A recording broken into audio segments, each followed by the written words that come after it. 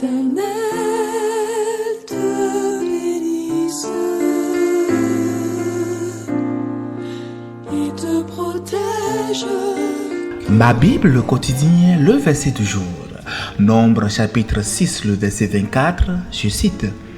L'Éternel te bénira et te gardera. Fin de citation, glorifions le Seigneur. Bien-aimés dans le Seigneur Jésus-Christ, dans le livre des Nombres, le chapitre 6, les versets 22-27, Dieu s'est adressé à Moïse en ces termes. Il dit, parle à Aaron et à ses fils et dit, vous bénirez ainsi les enfants d'Israël. Vous leur direz que l'Éternel te bénisse et qu'il te garde, que l'Éternel fasse luire sa face sur toi et qu'il t'accorde sa grâce, que l'Éternel tourne sa face vers toi et qu'il te donne la paix. C'est ainsi qu'ils mettront mon nom sur les enfants d'Israël et je les bénirai.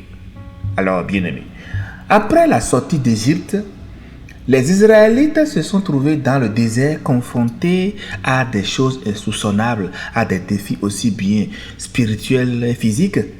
Dieu donc, dans son amour et sa sollicitude, a souhaité assurer à son peuple de sa présence constante, de sa protection et de sa faveur en instituant donc cette bénédiction qui est dite au travers de ces versets pour offrir une manière tangible et perceptible pour les anciens, les devanciers, les prêtres et tous ceux qui dirigent donc les congrégations de pouvoir transmettre cette grâce et cette paix au peuple qui provient véritablement de Dieu. Avant même que ces versets qui montre la bénédiction de Dieu ne soit introduite, le livre des Nombres a bien détaillé les préparatifs des Israélites pour leur voyage vers la terre promise. Cela inclut l'organisation du camp, les instructions sur la pureté et les vœux. Et là, la bénédiction qui est dite, je veux dire la bénédiction sacerdotale, est venue comme une culmination spirituelle pour rappeler au peuple que, malgré les lois et les ordonnances, c'est la faveur divine qui les guide et qui les protège. Notre verset du jour dit expressément que l'Éternel te bénisse et te garde. Nous voyons donc deux choses, bénir et garder. Le terme bénir vient de hébreu qui signifie barak, qui veut dire accorder une faveur ou un don. Dieu veut donc exprimer son désir de prodiguer des bienfaits matériels et spirituels à son peuple. Et garder en hébreu signifie shamar, qui évoque la protection, la surveillance attentive. Dieu donc, en plus de bénir son peuple, s'est engagé à le protéger des dangers, à veiller sur lui comme un berger sur son troupeau. Mais que signifie vraiment être gardé par Dieu? Il y a un passage bien connu et souvent chanté dans la chanson La bénédiction qui est dite au début donc de ce commentaire. Nous voyons là qu'il est bon de chanter et de prier ces paroles avec une bonne compréhension. Je voudrais encore que nous nous concentrions bien sur le thème garder. La meilleure illustration du mot nous vient de Jésus lui-même dans Jean 17, le verset 12. Lorsqu'il prie pour ses disciples, il déclare « Lorsque j'étais avec eux, je les gardais en ton nom. J'ai protégé ceux que tu m'as donnés et aucun d'eux ne s'est perdu, sauf le fils de la perdition, afin que l'écriture soit accomplie. » Donc, bien-aimés, Jésus affirme ici qu'il a gardé ses disciples dans le nom de Dieu et qu'aucun d'eux ne s'est perdu.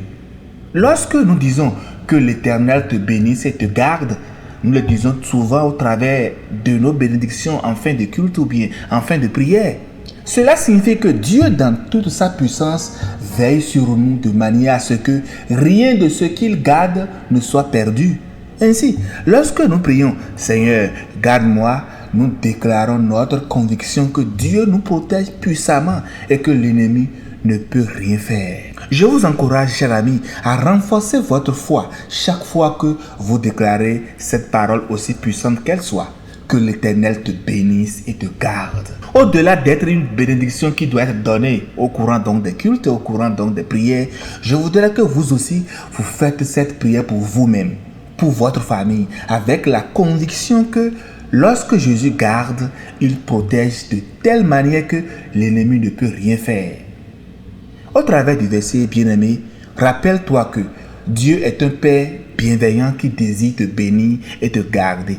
Sa bénédiction ne dépend pas de tes performances, de ce que tu es, mais de son amour fidèle pour toi. Et sa protection ne signifie pas une absence d'épreuve, mais c'est la certitude que tu es sous sa garde à l'abri du danger spirituel.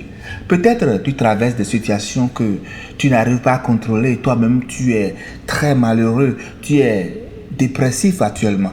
Laisse ce verset encore être une assurance divine pour toi. Dieu est ton refuge et il te bénit et marche avec toi. Je prie encore que l'Éternel vous bénisse, vous et votre famille, et qu'il vous garde. Que votre cœur soit en sécurité en lui et que l'ennemi ne puisse rien voler de ce que Dieu vous a donné. Que Jésus vous garde par sa main puissante. Bonne méditation. Alléluia chez vous.